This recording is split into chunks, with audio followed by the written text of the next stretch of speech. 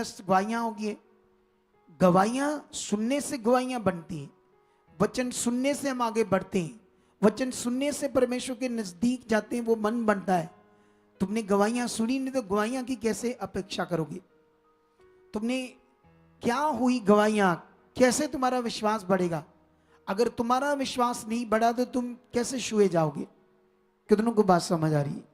ये बड़ा विषय है आप लोगों के लिए। तभी परमेश्वर आपको छुएगा जब आपका फेथ होगा, आपका फोकस होगा। तो इसीलिए अपने फोकस को बनाना पड़ेगा, क्योंकि बाइबल कहती है शरीर पर मन लगाना मृत्यु है और आत्मा पर मन लगाना जीवन और शांति है। हम लोग ये जो लोग लेट आते हैं, गड़बड़ गड़बड़ जीते हैं, सही से नहीं चलते परमेश्वर के साथ, ये आपका शरीर है। ये आपका नुकसान करेगा, आपको आशीष नहीं लेने देगा। ये आपका शरीर, ये आपका, बाइबल में गलातियों 5 अध्याय पढ़ोगे तो वहां पर ऐसे लिखा है, आत्मा शरीर के विरुद्ध है और शरीर आत्मा के विरोध में। सोच कर देखो वचन क्या है। शरीर आत्मा के विरोध में और आत्मा शरीर के विरोध में। शरीर आत्मा के विरोध में क्यों है? क्योंकि शरीर जो आत्मा के काम है, जो सही करना है, सही चलना है, वो नहीं करता। तो क्या आप शरीर में रहना चाहते हो हमेशा के लिए? बाइबल ये कहती है अगर तुम शरीर के अनुसार दिन काटोगे तो मरोगे, अगर आत्मा से शरीर की देह की क्रियाओं को मारोगे तो जियोगे। अभी जो बंदा गवाही देकर गया, वो कहता जब मैंने लकड़ी का काम सीखा तो मुझे समझने में, सीखने में टाइम लगा। तो मैंने सोचा जब मुझे इतना टाइम लगा तो मुझे परमेश्वर के साथ भी कुछ ना कुछ तो टाइम लगेगा। पर ये जो क्या कहते हैं, रूढ़े लोग हैं, रूढ़ी लोग, रूढ़ी है, वो क्या है, जो परमेश्वर में घर आकर परमेश्वर के, देखो ये वचन है, ये वचन क्या रूढ़ी मनुष्यों का नहीं है जो कहते हैं तुम यहां आए हो, तुम्हें यहां कुछ नहीं मिलना। कौन है ये? रूढ़ी मनुष्य नहीं है। क्या ये परमेश्वर का घर है? परमेश्वर के घर में आशीष मिलनी है या नहीं मिलनी? इसका मतलब जो भी लोग यहां आते हैं, ऐसी किसी को शिक्षा देते हैं, वो शैतानी है, वो दुष्ट के गुलाम है। वो अपनी जीवन को तो नष्ट करेंगे ही करेंगे, तुम्हारा भी मन खराब कर देंगे। ऐसे लोगों के बारे में तुरंत बताओ टीम को कि फलाना बंदा, ये बंदा प्रभु के घर में गड़बड़ कर रहा है, इसको देखो, चेक करो, ताकि उसका भला हो जाए। तुम उसके बारे में तुम्हें बताना चाहिए। ऐसे जो भी रूढ़ी लोग होते हैं ना, रूढ़ी, ऐसे लोगों को मैं रूढ़ी कहता हूं, क्योंकि वो परमेश्वर के विरुद्ध हैं। परमेश्वर के घर को कह रहे कि आशीष नहीं मिलेगी। क्यों नहीं मिलेगी भाई? 100% मिलेगी। हालेलुया। जब इतनी गवाहियां बन रही, जब इतने काम हो रहे, जब इतनी आशीष मिल रही, जब परमेश्वर का घर है, परमेश्वर का वचन है, परमेश्वर की हजूरी है, ये कोई मनुष्य का भवन नहीं है, ये कोई बिजनेस नहीं है, कंपनी नहीं है, पवित्र भवन है। पवित्र भवन में आकर भी रूढ़ी बातें, कूड़ा बातें करने वाले मनुष्य तुम्हें हर दुनिया में कोने में मिलेंगे, और भी चर्चेस में मिलेंगे, पूरी दुनिया में तुम्हें मिलेंगे। लेकिन तुम्हें बढ़ना होगा आगे। आप जानते हो, मैं जब जलालाबाद क्रूसेड में था तो मुझे वहां एक बात करनी थी उन लोगों से, क्योंकि वो लोग कई सोचते होंगे कि मैंने ले हैंड तो किया नहीं उस दिन। मुझे ले हैंड इसलिए नहीं करना था वहां पर क्योंकि मुझे स्पेशल मिलना था लोगों को। ये मैं उस वक्त बता नहीं पाया, लेकिन ये मैसेज आज वहां पर अगर जितने भी लोग आए उनको मिल गया होगा और वो आगे आगे पहुंचा दें। मैं 1 मंथ के बाद वहां जितने लोग जुड़ रहे हैं उनसे स्पेशल एक मीटिंग बिना लाइव से, बिना किसी बड़ी मीटिंग से करने जा रहा हूं। हालेलुया। और ऐसे कोई भी फैसिलिटी किसी अगुए की आपको नहीं मिलेगी। आप जानते हो, अगर मुझसे कोई मिला नहीं तो उसका कारण है हमारी टीम। वो टीम क्या है? टीम, मैं जानता हूं टीम क्या है। टीम जब काम करती है तो ये भूल जाते हैं, भूल जाते भूल जाते भूल जाते। इसके लिए मुझे एक सिस्टम देना पड़ेगा। सिस्टम क्या देना पड़ेगा? हमें एक बंदा अपॉइंट करना पड़ेगा परमानेंट। रोज जब भी लोग कहते हैं मिलना है मुझसे, तो वो टीम कहेगी वहां जाकर लगाओ, वहां जाकर लगाओ। उसको हफ्ते में चेक किया जाएगा, कॉल किया जाएगा। इनका कसूर बस यही है कि आपने बोला होगा ये भूल गए, फिर आपने बोला होगा फिर भूल गए। ऐसा नहीं, यहाँ मीटिंग होती नहीं, ऐसा बिल्कुल भी नहीं। हम समय समय पर करते जाते। कोई ऐसा वीरवार संडे नहीं होता जब हम लोगों से मीटिंग नहीं करते। कंटिन्यू 8 10 15 12 13 जितनी फैमिली हो सके हम मीटिंग करते रहते हैं, बीच बीच में लोगों की बात सुनते रहते हैं। ये फैसिलिटी तो यहाँ तगड़ी है, शायद तुम्हें और कहीं ना मिले। हालेलुया। हालेलुया। कितने लोगों को बात समझ आ रही? एक बात याद रखना, क्रिश्चियनिटी में एक शब्द है मसा, और लोग कहते हैं ये अगुए के पास बड़ा है। इसके बारे में प्रॉपर जानकारी नहीं है लोगों को, और इसीलिए वो ब्लेस नहीं होते, इसीलिए आशीष नहीं पाते। इस अगुए के पास मसा बड़ा है, इसकी जानकारी अच्छी ना होने की वजह से लोग भटकते रहते। उन्हें पता नहीं अगुए का क्या काम है, अगुए ने तुम्हें क्या देना जिससे तुम्हारा बेस्ट लाइफ होनी। कितनों को बात समझ आ रही? तो वो हम देते हैं बेस्ट चीजें, और जिससे लोगों की बेस्ट लाइफ होगी, अच्छी लाइफ होगी। लेकिन आज मैं अपने टॉपिक को आगे लेकर बढ़ूंगा, और लेकिन ये टॉपिक तुम्हारे लिए बड़ा जरूरी था तुम्हें समझाना। लेकिन अभी है ना, आज पिछले थर्सडे में फेथ का भेद, विश्वास के भेद पर, इस टॉपिक पर बात कर रहा था। लेकिन अभी मैं इस टॉपिक को कंटिन्यू रखूंगा कई हफ्तों तक। लेकिन बीच में मैंने एक लाइन और जोड़ दी नीचे, भविष्यवाणियां और चंगाइयां, क्योंकि मुझे पवित्र आत्मा ने कहा जब तक तू शुरू नहीं करेगा आएंगी नहीं भविष्यवाणियां। तू सोचेगा कि आएंगी तो नहीं आएंगी। मुझे ये स्पेशल दर्शन में कहा, इसीलिए मैं आ गया प्रैक्टिकल में। पता नहीं आज कितनी क्या करता है परमेश्वर मेरे साथ, लेकिन उसने मुझे कहा ये करने से आनी है और बढ़नी है। जैसे हम हीलिंग करते हैं तो विश्वास बढ़ता जाता है, हीलिंग ज्यादा बढ़ती जाती है। इसी तरह परमेश्वर ने मुझे कहा इस वरदान में तू सोचना कि ये आएगा, वो तेरे अंदर है। उसने मुझे कहा तेरे अंदर है, तू स्टार्ट कर, नजारा फिर देखेगा तू। तो इसीलिए मैं मैदान में उतर आया हूं इस दर्शन को लेकर। आज मुझे कुछ पता नहीं अभी तक भविष्यवाणी क्या आनी है, क्या नहीं आना, क्या होना है, एबीसी भी मेरे दिमाग में कुछ नहीं आ रहा। लेकिन मैं बड़े फेथ में हूं, सच्ची मैं पूरे जबरदस्त फेथ में हूं कि आज मेरे मुंह से भविष्यवाणियां लेकर ही आएगा पवित्र आत्मा। हालेलुया। लेकिन अभी हम इस टॉपिक को बहुत लंबा नहीं करेंगे, क्योंकि आज हमने गवाहियों को काफी टाइम दे दिया। लेकिन वो बड़ी बातें दी, क्योंकि मैं हूं तो बड़ी चीजें आपके दिमाग में डालूंगा, ठीक है? तुम्हारा विश्वास बढ़ाऊंगा। तुम्हारा विश्वास जितना बढ़ता जाएगा ना, उतना तुम्हारी जिंदगी में बेस्ट होगा, उतने तुम्हारी बीमारियां हट जाएगी, जितना तुम्हारा विश्वास बड़ा हो जाएगा। ये बात याद रखो। लेकिन हम यहां से शुरू करते हैं आज एक वचन से। पहले मैं तुम्हें बताना चाहता हूं, विश्वास का मतलब यह है जो नजर नहीं आ रहा। जैसे मैंने आज भविष्यवाणियों के लिए क्या कर लिया, विश्वास कर लिया कि मेरे मुंह से होंगी, तो मैं इस चीज में आ गया हूं, क्योंकि मुझे दर्शन में परमेश्वर ने कहा है अगर ये वरदान को प्रकट करना चाहता है तो ऐसा आगे। फिर देखना, सोचने से नहीं है होना। कितनों को बात समझ आ रही है? लेकिन अभी मैं स्टार्ट करूंगा।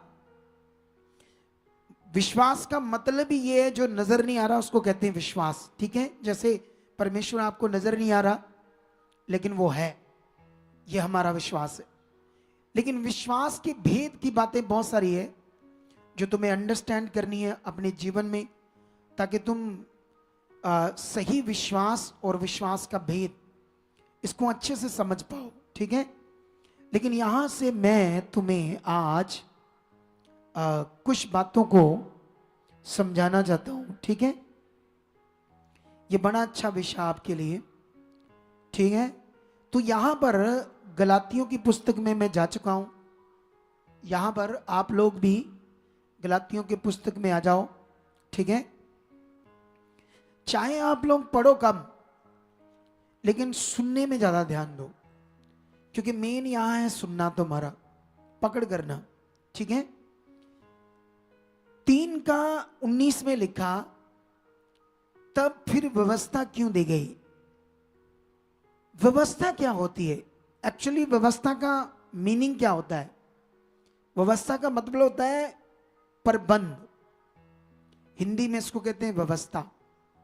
किसी भी चीज की व्यवस्था, जैसे आपके घर में गेस्ट आए तो उनके खाना बनाने की व्यवस्था, चाय, बिस्कुट, ड्राई फ्रूट, मठियाई, आपने क्या की खाने के लिए? चाय के साथ व्यवस्था की आपने, ठीक है? इसको कहते हैं व्यवस्था। पुराने नियम में जब पाप आया मनुष्य के द्वारा, तो पाप से मनुष्य मर रहे थे पाप में, तो पृथ्वी पर कंटिन्यू पाप बढ़ता जा रहा था। जैसे अभी ये पंजाब है, तो पंजाब में एक नई सरकार आई तो इन्होंने, क्राइम भी बढ़ रहा है पंजाब में और नशा बढ़ रहा है, और क्योंकि सरकार ढीली है, सरकार इस पर कुछ भी स्ट्रांग अपना काम नहीं कर रही। क्योंकि मेरा काम होता तो मैं करता, मुझे बनाओ मुख्यमंत्री, कोई बनाकर देखे मुझे 1 महीना मुख्यमंत्री, नशा क्या, नशे का नामो निशान नहीं रहने दूंगा। मैं कहता क्राइम क्या, इधर से कान पकड़ लेंगे, वो क्या कहते हैं उनको, जो क्राइम करने वाले। क्योंकि एक्चुअली मैं जो सेवा करता हूं ये अलग विषय है, वो एक पावर अलग विषय है, ये बात सीख लो। लेकिन यहां पर परमेश्वर ने क्या किया, परमेश्वर की महानता क्या है? परमेश्वर ने, वो दुनिया पाप कर रही थी, गलत कर रहे थे, तो परमेश्वर ने व्यवस्था में उन्हें बताया पाप क्या है। ये तुम चोरी कर रहे हो, वो चोरी करते थे लेकिन उनको पता नहीं था। जैसे वो लड़का कहता मैं तो अपने संसार में जिंदगी जी रहा था, अपनी जो भी मेरा धर्म था, पाठ पूजा था, मैं करता था, लेकिन मुझे पता नहीं था व्हाट इज सिन, पाप क्या है। क्योंकि हमारे घर में हमारे माता पिता ने भी नहीं सिखाया, और ना ही हमारे धर्म में कभी इसकी कोई शिक्षा थी। कहता वो तो मेरी एक गर्लफ्रेंड बन गई, वो क्रिश्चियन थी, तो क्रिश्चियन लड़की थी तो गर्लफ्रेंड बन गई, वो भी उल्टी थी। एक अच्छा काम किया उसने, सुसमाचार दे दिया उसको। कहता जब उसने ये सुना कि मेरी मम्मी कैंसर से ठीक हुई, यीशु मसीह ने उसे ठीक किया है, तो वो सोचने लगा अच्छा कैंसर ठीक कर देता है परमेश्वर। अब ये लड़की का ध्यान कुछ और है। यहां पर बहुत सारे लोग आते हैं ऐसे ऐसे, हाँ जी हाँ जी की कहते आंधे ठीक हो रहे हैं, चलो चलो चलिए। कुछ लोग ऐसे आते हैं बेचारे सोए हुए। कुछ लोगों को समझा भी दो ना, ये मत करो आपका नुकसान है, फिर कर रहे होंगे। कुछ लोग ऐसे होते, लेकिन वो लड़का अलग था। वो कहता जब मुझे पता चला, मैं यीशु मसीह के बारे में सर्च करने लगा, सुखपाल राणा मिनिस्ट्री आई, तो मैं ऐसी चीजें बताता रहता हूं सिन के बारे में, पाप के बारे में, तो बहुत सारी बातें समझ आई, तो वो बढ़ गया। क्या हो गया वो? फिर उसे समझ आया पाप क्या है। बाइबल कहती वो दुनिया को चोरी करना, किसी को मारना। मुझे भी याद है जब मैं भी संसार में था, जब मैं 10 साल से था, मैं भी चोरी कर लेता था, हम भी गलत चीजें करते थे। मुझे याद है मेरे घर वालों ने भी नहीं कभी कहा कि ये गलत है, सच्ची। कई बार हम छोटी छोटी चीजें चुरा कर ले आते थे, किसी के चारा चुरा कर ले आते थे, किसी की कोई चीज घर में ले आते थे, गांव में रहते थे, तो घर वालों ने कभी मना नहीं किया, क्योंकि उनकी भी बुद्धि बंद थी, शैतान ने बंद की थी, उनको भी लगता था फायदा हो गया, क्योंकि उनके पास ज्ञान नहीं था। तो बाइबल में क्या लिखा, पुराने नियम में परमेश्वर ने व्यवस्था में उन्हें बताया पाप क्या क्या है, ये गलत, ये गलत, ये गलत, ये गलत, ये गलत, तुम ऐसा करोगे ये होगा, तुम्हारे साथ ऐसा करोगे ये होगा, इसके लिए ऐसा करो ऐसा करो। तो एक व्यवस्था दे दी रीति रिवाजों की। परमेश्वर ने, वो शारीरिक लोग थे, उन्हें आत्मा की चीजें समझ नहीं आनी थी। परमेश्वर ने कहा वेदी बनाओ, जानवरों को लो, जानवर जो थे उसका जो लहू है छिड़काओ मेरे सामने, उसके लिए अपने पापों से हर साल मेरे सामने आओ। तो ऐसा करने से उनके दिमाग में ये बैठ रहा था कि ये, क्योंकि अब प्रैक्टिकली जानवर काटा जा रहा है, उसका लहू परमेश्वर के सामने लेकर आया जा रहा है पापों के क्षमा के लिए हर साल, तो उनके दिमाग में फिजिकल बैठ रहा था सारा कुछ। लेकिन वो सॉल्यूशन नहीं था। बाइबल ये कहती है वो मनुष्य के पाप का कोई भी सॉल्यूशन नहीं था। वो एक टाइम में परमेश्वर का सिर्फ प्रबंध था मसीह तक आने का। ऐसा लिखा है बाइबल में। तुम्हें यह समझना होगा और दुनिया को समझाना होगा, खुद को समझाना होगा। अगर तुम मटीरियलिस्ट चीजों पर विश्वास करोगे, तुम शरीर में हो अभी भी, तुम आत्मा में नहीं आए। सबसे बड़ा प्रबंध है इस समय परमेश्वर का, वो है आत्मा।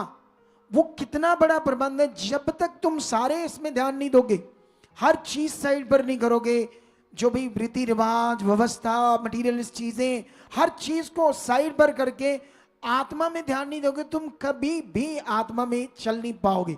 इसीलिए तुम दुनिया भर के क्रिश्चियंस लोगों को देखना, गवाहियां भी बनेंगे, शरीर में भी रहेंगे, झगड़ा भी करेंगे, हालातों में भी आएंगे, सब कुछ चलता रहेगा साथ साथ। जबकि मसीह में ऐसा नहीं। बेस्ट जीवन, उत्तम जीवन है। अगर उत्तम जीवन लेना चाहते हो तो फिर समझना पड़ेगा क्या करना है। तो यहां पर परमेश्वर बात करते हैं 3:19 में, तब फिर व्यवस्था क्यों दी गई? वह तो अपराधों के कारण बाद में दी गई कि उस वंश के आने तक रहे, यीशु के आने तक रहे, जिसको प्रतिज्ञा दी गई थी। और वह स्वर्गदूतों के एक मध्यस्थ के द्वारा या हाथ ठहराई गई।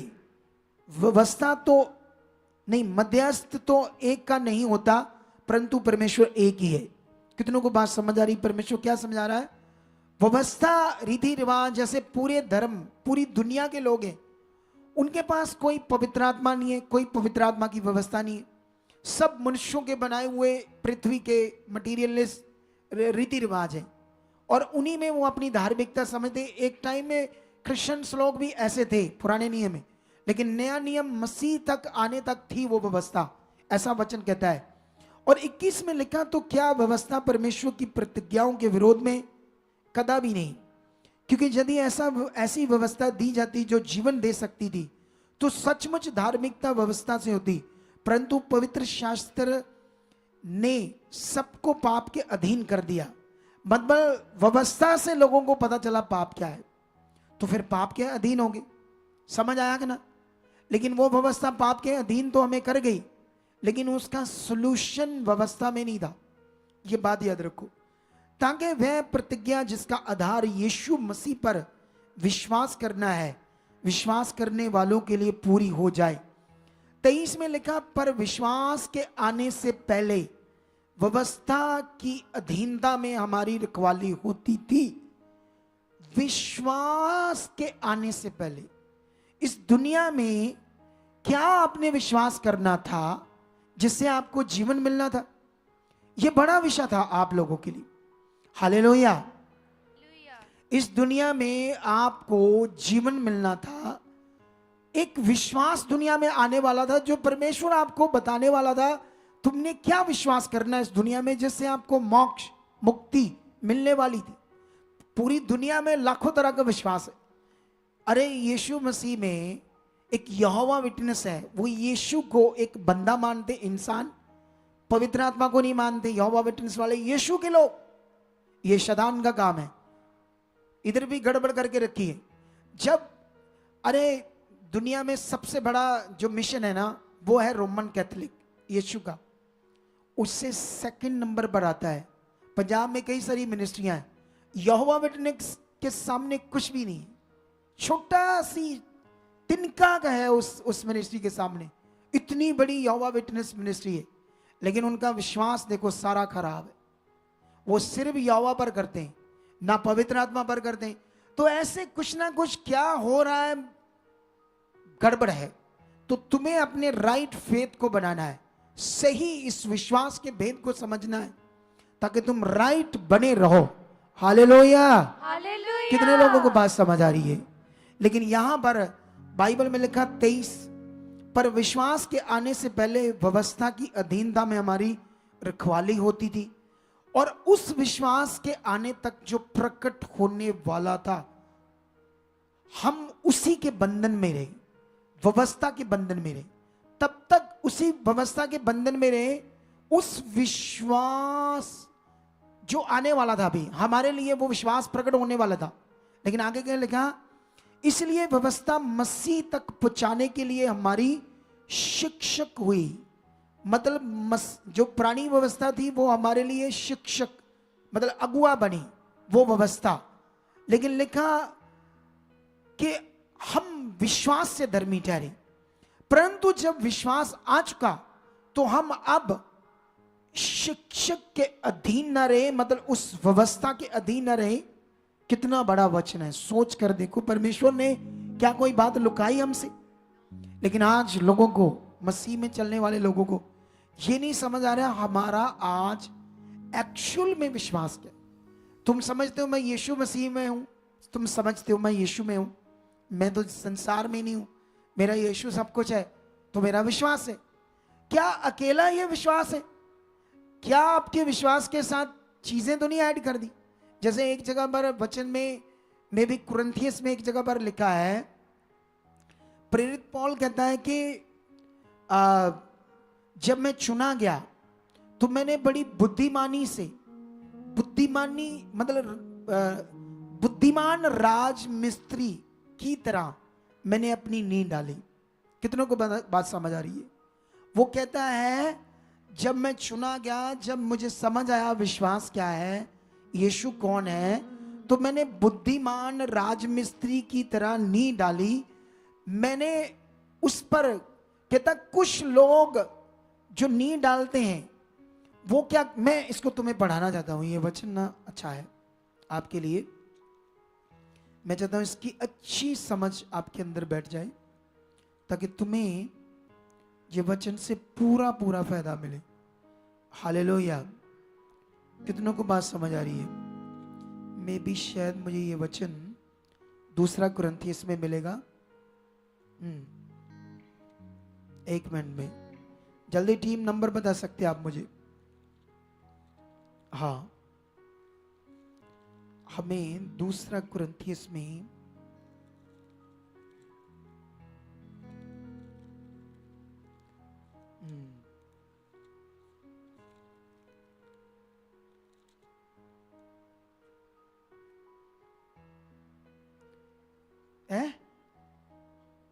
दूसरा कुरिन्थिया फर्स्ट कुरिन्थिया 3:10।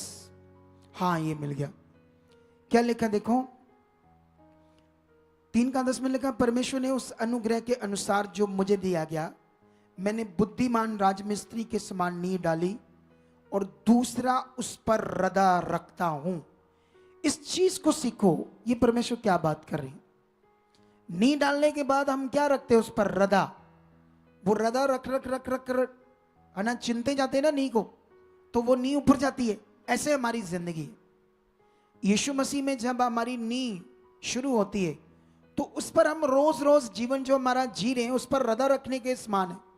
वो एक फिगरेटिवली बात कर रहा है, कहता मैं उस पर रदा रखता हूं, परंतु हर एक मनुष्य चौकस रहे कि वह उस पर कैसा रदा रखता है, क्योंकि उस नींव को छोड़ जो पड़ी है और वह यीशु मसीह है, कोई दूसरी नींव नहीं डाल सकता।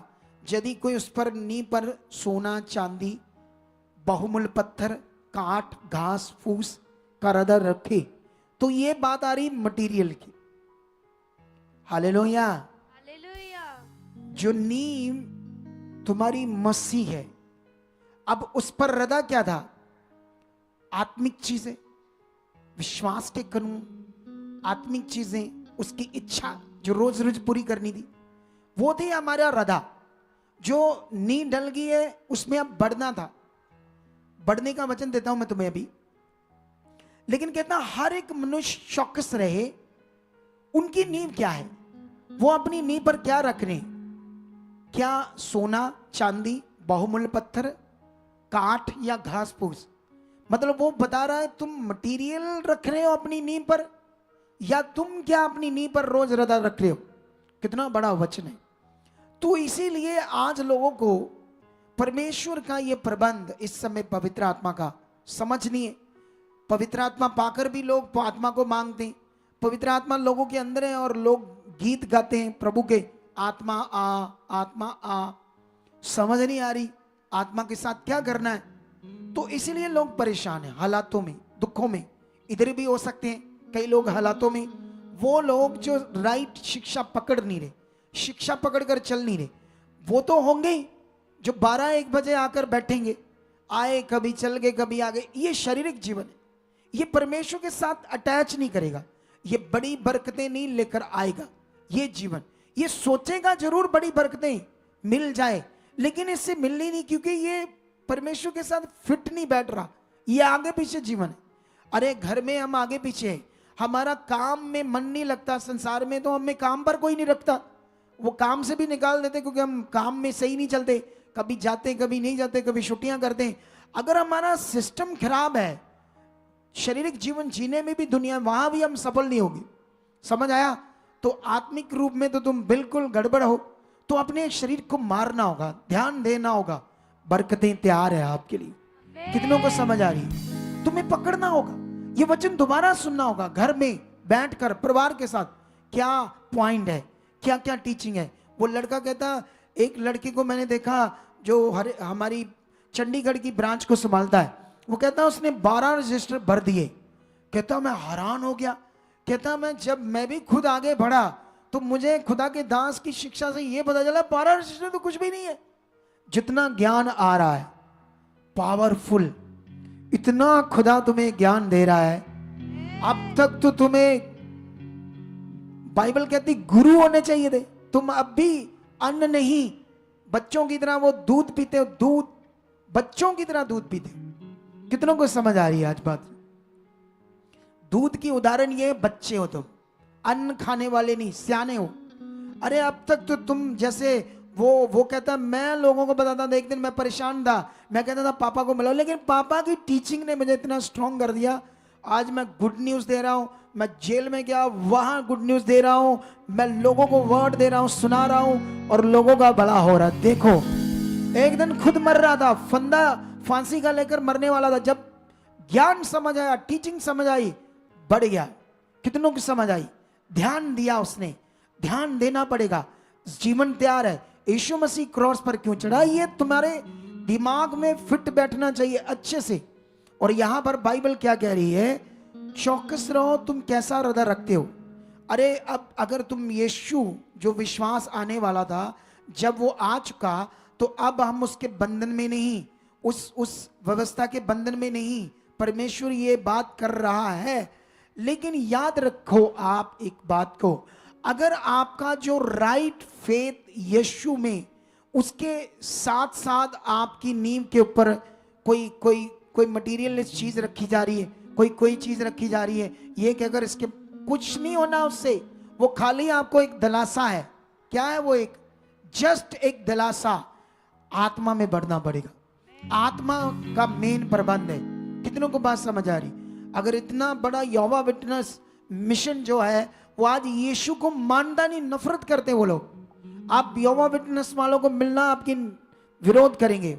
वो नया नियम वो उन्होंने फाड़ दिया, शायद अपना बाइबल रखा है। ये दुष्ट की ओर से चीजें होती, विश्वास खराब है ये। क्योंकि जब तक बाइबल में एक जगह पर यीशु कहता है, अपने चेलों को कहता है, जो तुम्हें ग्रहण करेंगे वो मुझे ग्रहण करेंगे, जो मुझे ग्रहण करेंगे मेरे भेजने वाले को ग्रहण करेंगे। वो कहता है, जो तुझे तुच्छ जानेंगे वो मुझे तुच्छ जानेंगे, जो मुझे तुच्छ जानेंगे वो मेरे भेजने वाले को तुच्छ जानेंगे। ये बात यहोवा विटनेस वाले के दिमाग में नहीं बैठ रही कि जिस यहोवा को तुम कहते हो वही यहोवा खुद यीशु है। कितनों को बात समझ आ रही? लेकिन उनके दिमाग में नहीं बैठ रही, क्योंकि ये कुछ ना कुछ बाइबल की बातें इधर उधर बहुत हेर फेर है। लेकिन याद रखना, इसी में क्यों परमेश्वर इतने भेद चीजें आपको बता रहा मेरे द्वारा, क्योंकि वो चाहता है तुम भी हजारों लोग राइट शिक्षा में जीतो, या नहीं भी प्रभु में उन्हें जीतो। वो चाहता है तुम ये उसका काम करो। तुम्हें जैसे वो लड़का परमेश्वर के लिए मांग रहा है, परमेश्वर मुझे काम दो, परमेश्वर मैं तेरा काम करना, मैं तेरे लोग बचाना चाहता हूं। कहता मैं 40 किलोमीटर 30 किलोमीटर तक भी गुड न्यूज देने जाता हूं, लेकिन तुम क्या कर रहे हो?